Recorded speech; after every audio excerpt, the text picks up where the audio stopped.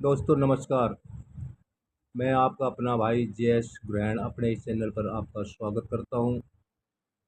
Channel को subscribe करें और वीडियो को लाइक करें। महारानी द्रौपदी का और महात्मा शिशु की कहानी।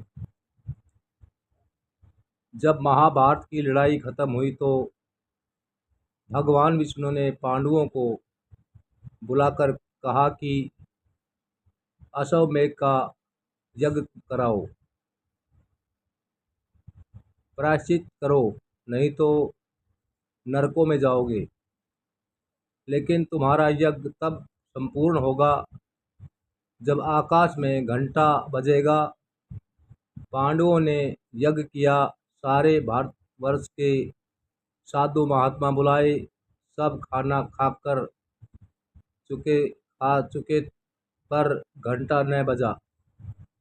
सोचा कि भगवान कृष्ण को नहीं खिलाया। भगवान कृष्ण ने भी भोजन किया, लेकिन फिर भी घंटा न बजा।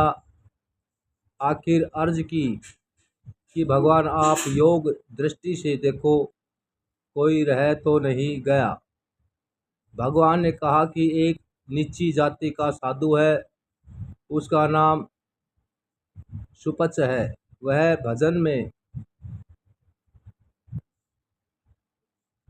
मस्त जंगल में रहता है और पत्ते खाकर गुजारा करता है, कहीं जाता नहीं।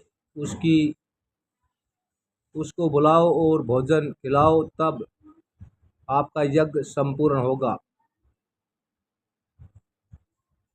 क्योंकि पांडवों में राजा होने का घमंड था, इसलिए उन्होंने खुद जाने की बजाय अपने एक दूत को भेज दिया।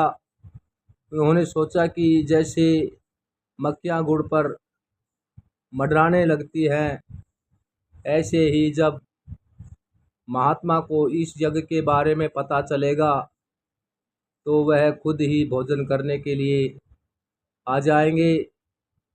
पर महात्मा ने कहा, वहाँ जाने से इनकार कर दिया। अब पांडव खुद उस महात्मा को लेने के लिए गए तो कहा कि महात्मा जी, हमारे यहाँ यज्ञ है, आप चलकर उसे संपूर्ण करें। महात्मा ने कहा कि मैं उसके घर जाता हूँ जो मुझे 101 अश्वमेध यज्ञ का फल दे। वे कहने लगे कि हमारा तो एक यज्ञ संपूर्ण नहीं हो रहा है और तुम 101 यज्ञों का फल मांग रहे हो। वह बोला कि मेरी तो शर्त यही है। पांचों पांडव बारी बारी से गए, लेकिन महात्मा ने अपनी शर्त न बदली। हार कर वे वापस आ गए। पांडव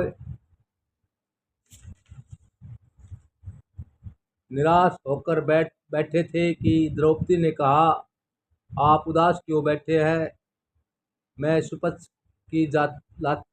को लाती हूँ, यह भी कोई बड़ी बात है।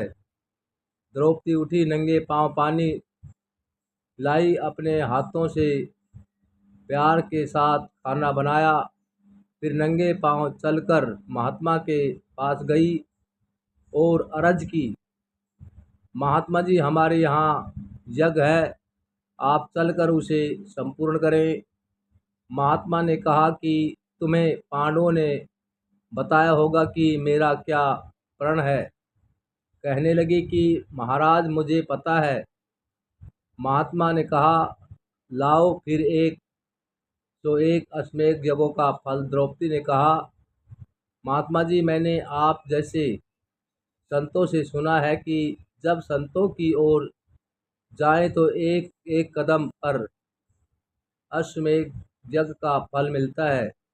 इसलिए मैं जितने कदम आपके पास चलकर आई हूँ, उनमें से 101 अश्वमेध का फल आप ले लो और बाकी मुझे दे दो। यह सुनकर सुपथ चुपचाप द्रौपदी के साथ चल पड़ा। जब खाना परोसा तो महात्मा ने सब प्रकार के व्यंजनों को एक साथ मिला लिया। द्रौपदी खाना बनाने में सब राजकुमारियों और रानियों में अव्वल नंबर पर थी। दिल में कहने लगी, आखिर नीच ही निकला। अलग अलग अलग खातों तो इसको पता चल जाता कि द्रौपदी के खाने में क्या स्वाद है। जब महात्मा खा चुका तब भी घंटा न बजा। पांडव बड़े हैरान हुए। आखिर कृष्ण जी ने पूछा कि महाराज, अब क्या कसर है? पांडवों ने कहा कि द्रौपदी से पूछो, उसके मन में कसर है।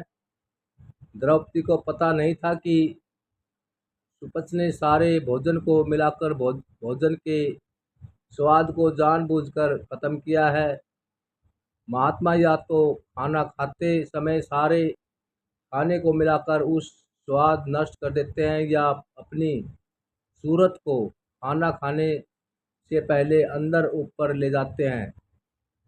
नतीजा यही होता है कि खाना चाहे खट्टा हो या नमकीन, मीठा हो या फीका, रूखा हो या सूखा, चाहे कैसा भी हो, उसको स्वाद का पता नहीं चलता। जब द्रौपदी ने क्षमा मांगकर अपना मन शुद्ध कर लिया तो घंटा बजा। सो मालिक को केवल भक्ति और नम्रता ही प्यारी है। उसके बारे में जाति पाति की नहीं, प्रेम और भक्ति की कदर है।